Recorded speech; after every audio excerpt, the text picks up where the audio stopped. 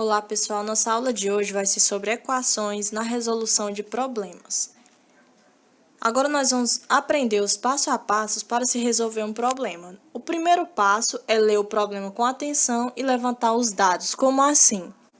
Todo problema ele apresenta números, apresenta dados que nos são fornecidos para que nós possamos utilizá-los e encontrar uma resposta. Então a gente pega esses dados e já vai anotando logo abaixo, porque a gente vai precisar deles depois. É bom a gente já ter eles separadinhos já no ponto para a gente usar. O segundo passo é traduzir o enunciado para a linguagem das equações. Como assim? A gente já viu em algumas aulas passadas, inclusive era conteúdo da nossa prova, a transformação de um problema para a linguagem matemática, para a linguagem das equações. Por exemplo, tinha aquela parte que ele falava o dobro de tal número, a gente tinha que fazer 2 vezes x, para poder transformar em uma linguagem matemática. É isso aqui que a gente faz também como sendo o segundo passo para a resolução de um problema. O terceiro passo é resolver a equação estabelecida.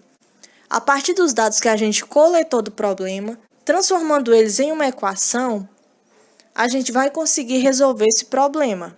A gente vai fazer os cálculos e então encontrar uma resposta. O quarto passo é analisar os dados obtidos e dar uma resposta conveniente. Então, após fazer os cálculos e obter a resposta, a gente formula uma frase que responda o problema que foi dado no enunciado da questão. Agora a gente vai ver alguns exemplos e a gente vai seguir esse passo a passo que a gente aprendeu agora. A questão 1 fala assim: em uma classe, 20% dos alunos treinam capoeira.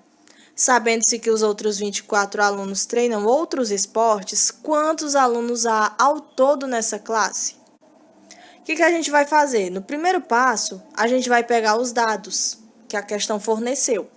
Ela nos forneceu 20% dos alunos que treinam capoeira e forneceu o número 24, que é a quantidade de alunos que treinam outros esportes. Se eu sei que 20% treinam capoeira e que 24 alunos é o restante da turma, então isso significa que esses 24 alunos representam 80% da classe, porque 100% menos 20 é igual a 80. Agora, o que a gente vai fazer?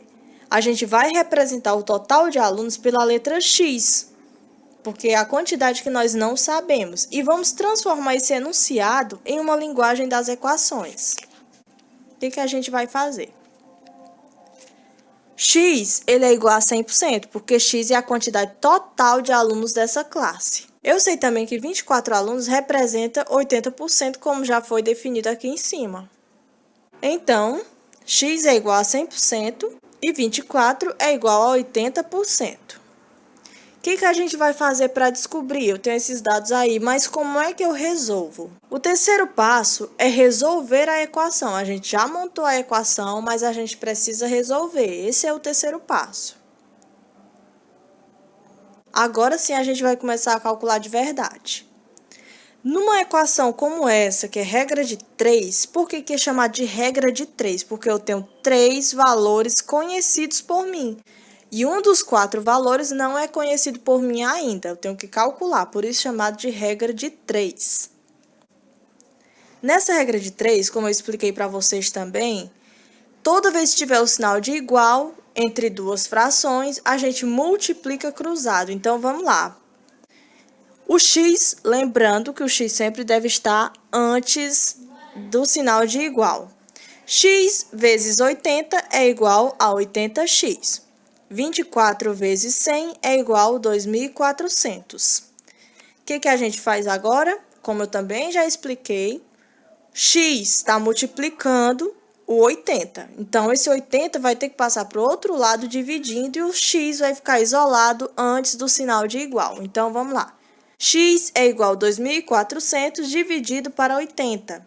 Então, x é igual a 30.